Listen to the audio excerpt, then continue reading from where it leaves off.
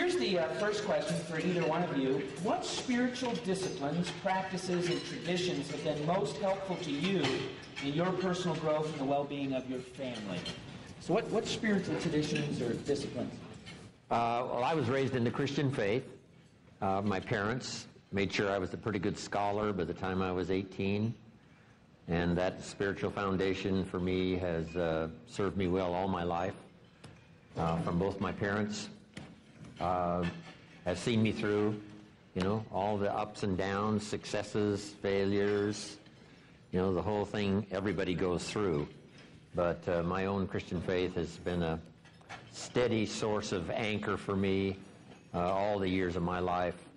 And I thank my mother and my father one more time for giving me that incredible spiritual heritage and foundation. It served me well. With me, it was my grandmother. She was the only one that was religious in the family. My father was a Catholic until he left when I was 9.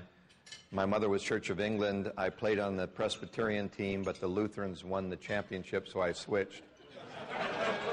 I was Episcopalian at the Naval Academy and married a Southern Baptist, and Billy Graham said, "What denomination are you?" And I said, "I was hoping you might give me some suggestions."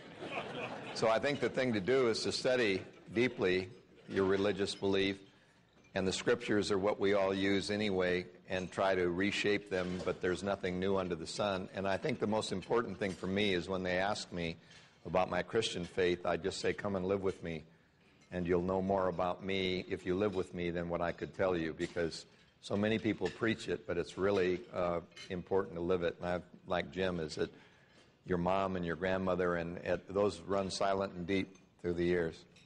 Absolutely. Okay.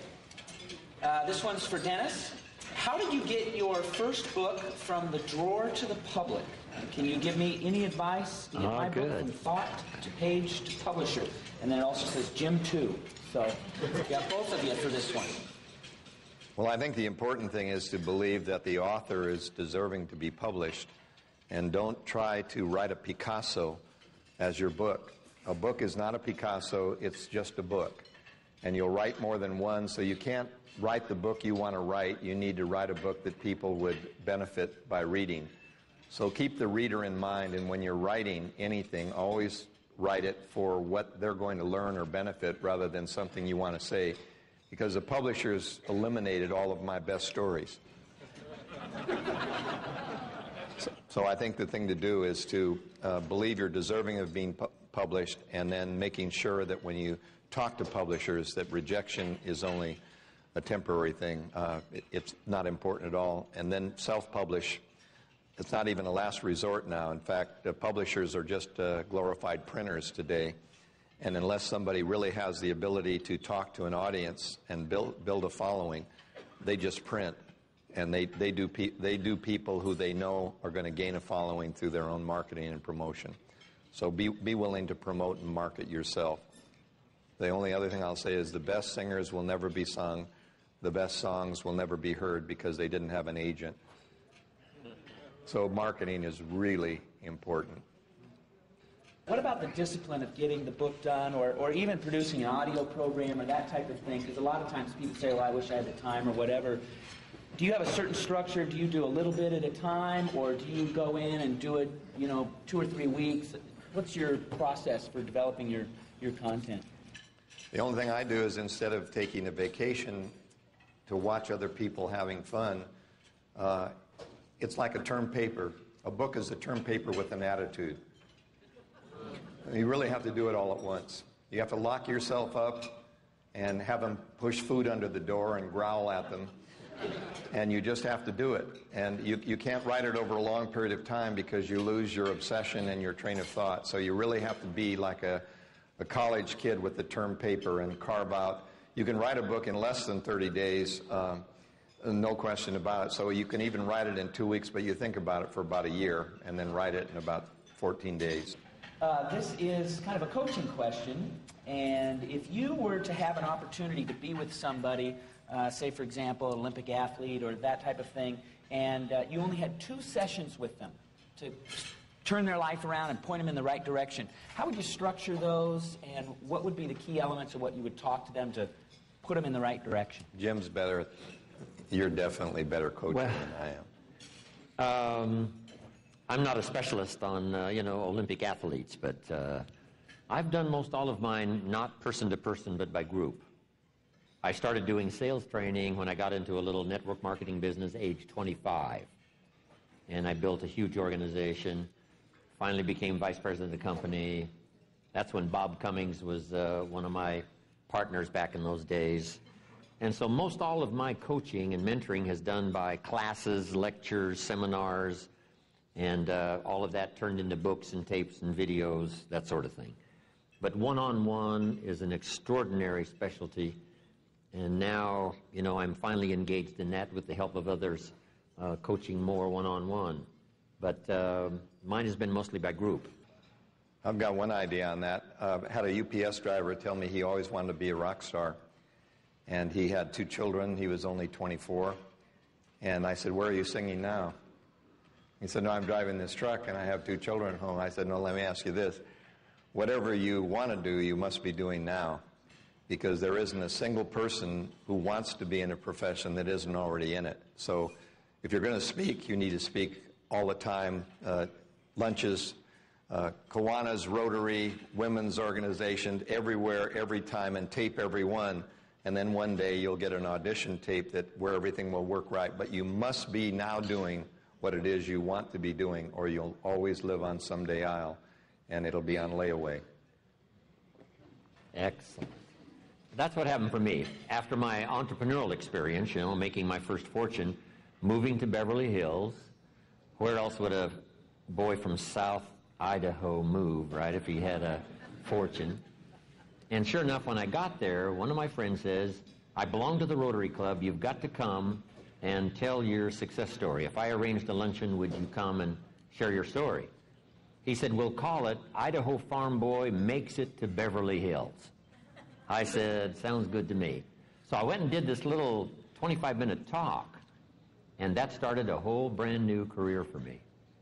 Other clubs started calling, saying, "We'd like to have Jim Rohn come, do a breakfast meeting, do a luncheon meeting." Then once in a while I do a high school class, college class, all for free. And one day a man who heard my talk 2 or 3 times said, "I've got this little company going. I've got some management and sales people. If you would come and talk about your success formula, I'd be happy to pay you." And I thought, incredible. Could I really share my success story and get paid? Not being in business, which I had been before. And he said, "I will pay." Sure enough, I did the talk, got paid, and that started me on a whole new journey of corporate speaking, business meeting speaking, and finally came the idea of having a public seminar, people selling tickets, like we're doing this weekend. But that's how I started, Dennis. Accepting every invitation that I possibly could, enjoying it very much, little clubs, service clubs, high schools, colleges, wherever, to tell my story. And that led to the next step and to the next step. And all of that, started about 44 years ago. My mom is still amazed that I get paid to do what she told me all those years to stop. Yeah. They pay you to talk? Figure that out. Here's the next question. Could you take a minute and talk about your diet? Talk about your diet. How you eat, what you eat. Well, I believe in fiber-based carbohydrate. I believe in lean source protein and plenty of water. I've been around a lot of microbiologists and immunologists, and Jonas Salk was one of my mentors. And I really believe I don't believe in the Atkins diet and this diet, the Palm Beach diet, the Beverly Hills diet, the seafood and eat it diet. Diets don't work because the hypothalamus area of the brain has a satiety center, and the body knows when you're starving it, and it saves nuts for the winter. So it preserves calories if you're starving it, and it burns them if you're not, and the body knows. So I think the best thing to do is to really get some discipline into what you do and try to be very sane about it, and definitely not eat any bagels or sugar cereal, And don't spike your insulin in the morning, because if you spike your insulin by having anything that's sugar-filled, you'll have insulin resistance build up, and that's why we have an incidence of diabetes and obesity, because we tend to eat this stuff that spikes the insulin all day. And stay away from, all I say is too many trips to the Golden Arches will give you an early arrival at the pearly gates.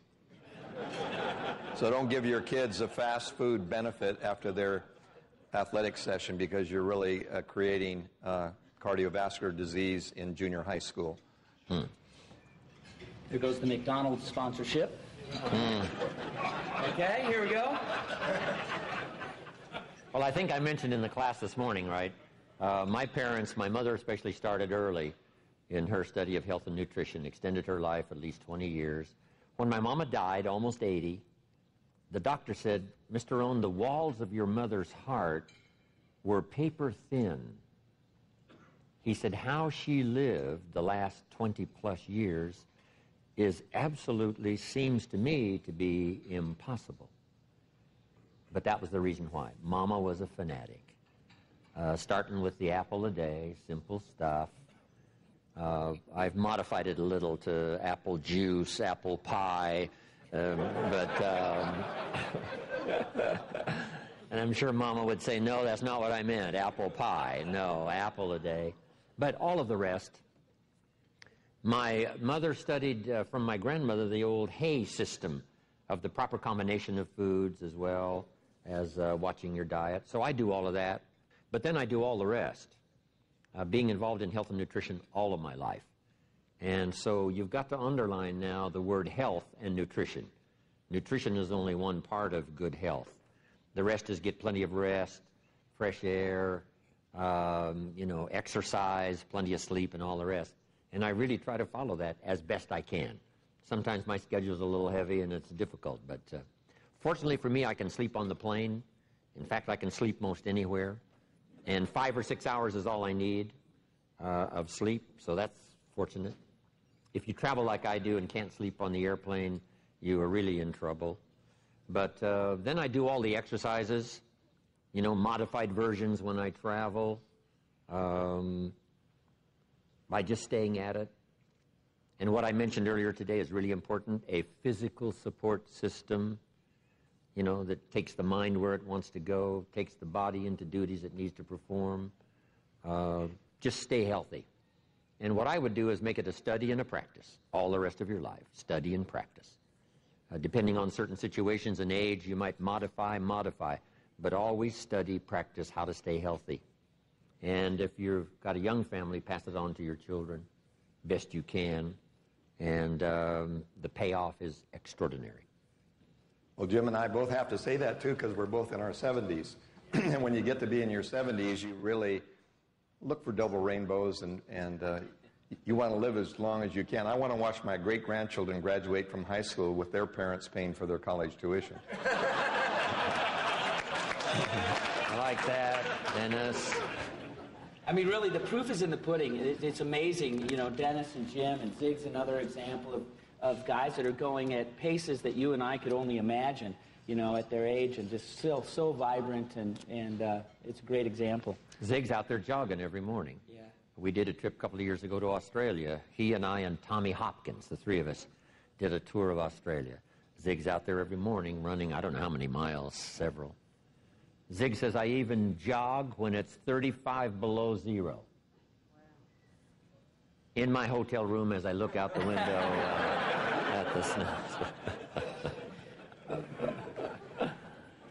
Just underline this. You got to do whatever it takes, to stay healthy and to stay well, because you got to make those last 30 years of your life, good health, so that you can enjoy and have a quality of life that is, going to give you the lifestyle that you want. And we're living longer in ill health than ever before. So the quality of life has really not been there even though they've extended life, and you really want to make it quality. That's why Jim and I are looking to the market in China, because in China they revere old people. So there's always a place that wants to hear you, because the older you get in China, they say you are so wise, which means that you're still lucky to be around. Okay, how about this one? What was the turning point in your life, or turning points? As you look back over your life, were there a few pointed moments in time when you said, yeah, my life took a big direction that way, a change in direction? Well, mine, anyone that studied, my books and tapes and videos and all the rest, it's this Mr. Earl Schoaf that I talked about when I was 25 years old. I was doing okay. I wasn't destitute. But, once in a while the creditors were calling, and I was embarrassed that I hadn't made more progress in 6 years from age 19 to 25. I wanted to do extremely well for my family. My parents gave me this incredible unique spiritual foundation, so I had that. But economically, I just hadn't gotten to any breakthroughs. I was willing to work hard. That was not my problem. Then I meet this extraordinary man by the name of Earl Schoaf, and the rest is history. That was a turning point for me. My turning point came at the age of 9 when my father, in an alcoholic stupor, came in to say goodnight and goodbye at the same time. But he had blown my light out every night by telling me that when he blew the light out in my room, it went out all over the world, because the only world I'd ever know is that which I saw through my eyes. And he said, I'm a loser, but you can be a winner, because you don't have to be like me, you can be different from me. And he left me as the man of the family, and then two things happened. First, my grandmother and I planted a plumcot tree, and a plumcot tree is part plum, part apricot, and when the fruit comes out, it's pink, so it's not as purple as a plum and not as orange as an apricot, but whatever you plant will come out the way you plant it. So my grandmother just said, you don't even have to plant weeds, they arrive quite of their own on the wind. And so I began to understand that seeds of greatness were attitudes and early inputs. And then a soldier was interested in my mother, because my father left during World War II. And he was trying to lather me up and make me like him. But I was protecting my mom from these guys that were stationed nearby. And he promised to take me fishing the next morning, but he'd been drinking, and I wasn't sure whether he'd reach his commitment as he promised. And I went out my window with a drop line and a packed lunch, and he never showed. And my mother said, come back in the house, he's not going to come, you're not going to go fishing in a boat. He just was hoping to make you think he was going to go. And I said, well, wait a minute, I got my lunch and my drop line, so I traded my bicycle for a one-man rubber life raft, and I paddled out in the bay, and I caught fish, and I decided when I was 9 that every incoming call wants something, and every outgoing call creates something, and that no one will take you fishing. But if you're ready to go, you have to go.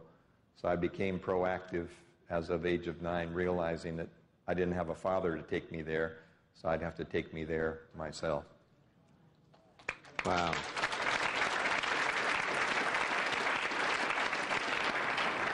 Fantastic. Got time for one last question. Are the keys to success any different now than they were 20, 50, or 100 years ago? No, certainly not. The fundamentals are always the same, and there's only so many. If somebody says, I'm going to teach you today the 50 fundamentals, you would be a little suspicious. There's like 6, 7, 8, 10, 5, 7 strategies for wealth and happiness, and they haven't changed. And people's desires are the same, generation after generation.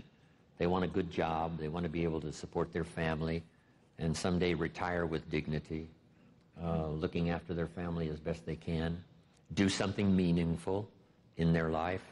Those are the basics.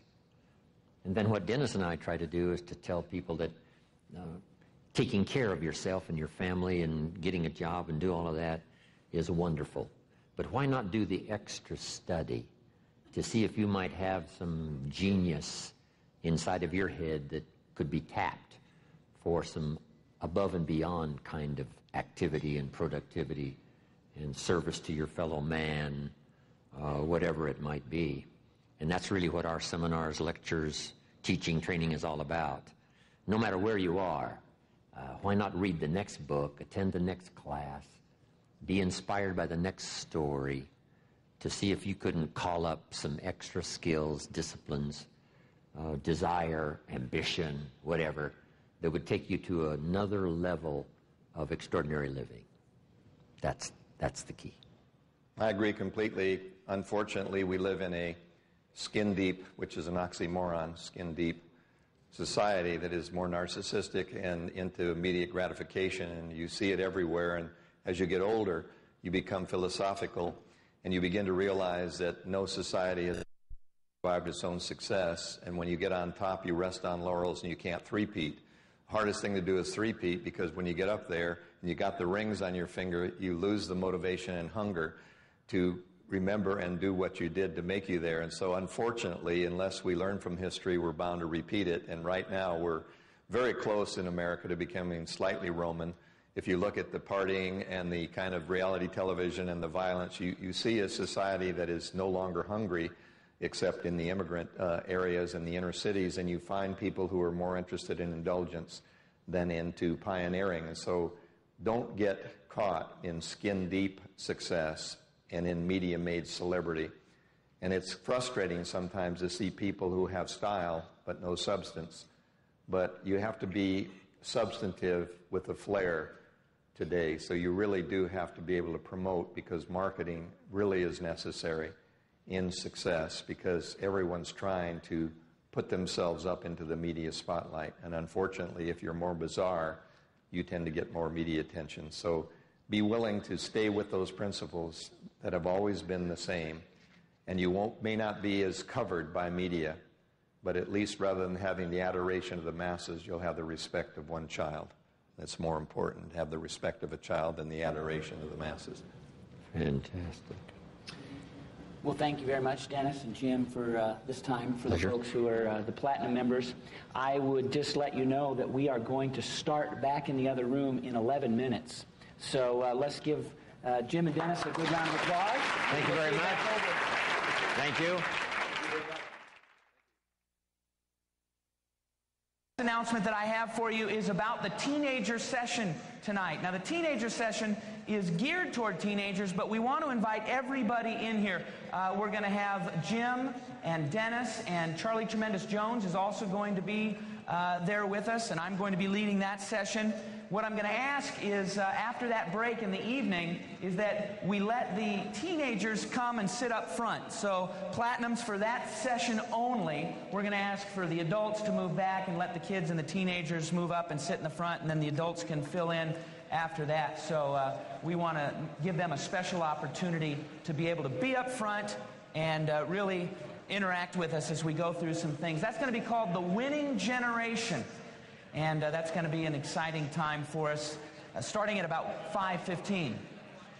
Okay, so let's get back to it. We're going to get started with the afternoon session. And, this might be trouble.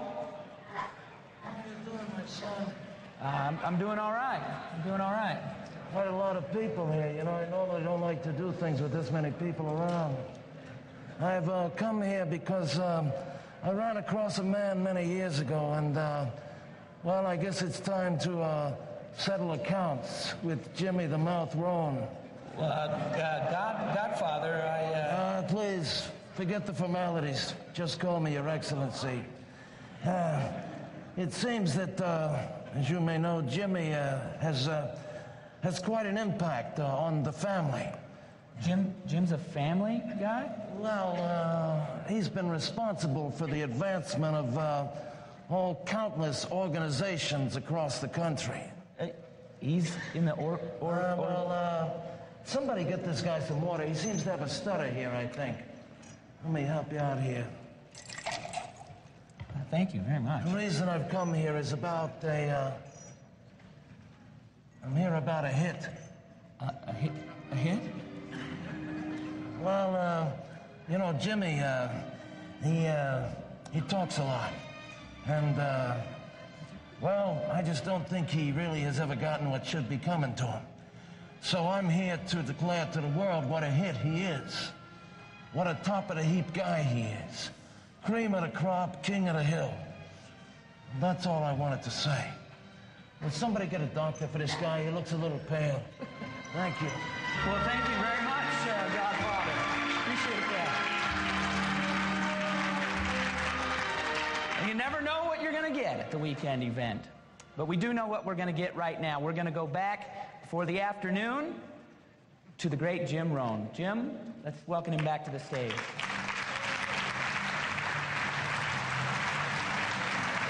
Wow, thank you. Thanks, everybody.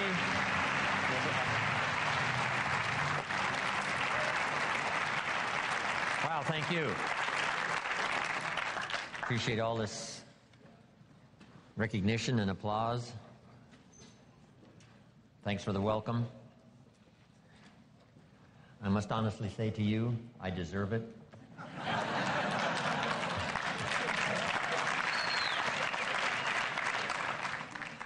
Nobody knows better than I do, right? You know, all the twists and turns and the years and all the stuff that finally got me to this place, so I appreciate that. You know, it's one thing to receive an honor, it's the next thing to be able to deserve it. So thank you very much. My daughter Linda, who's given me 2 grandchildren, called me on the phone one day, and I pick up the phone. She says, "Hi, Dad." I said, "Hi, Linda." She said, "Just a moment." And it sounded like she put the phone down on the table. And then I heard this clapping, and she picked up the phone. She said, "Dad, did you hear that?" I said, "Yes." She said, "That's in case you haven't gotten any applause lately." So when I talk to Linda later today or tomorrow, I can tell her she doesn't have to clap for me on the phone, that I got plenty of applause this weekend in Anaheim, California. So thank you very much. Okay, let's go to work. If you're ready, say, "I'm ready." Ready. How many of you have at least 2 pages of notes already? Fantastic. I wanted to finish up on personal development before we get into communication.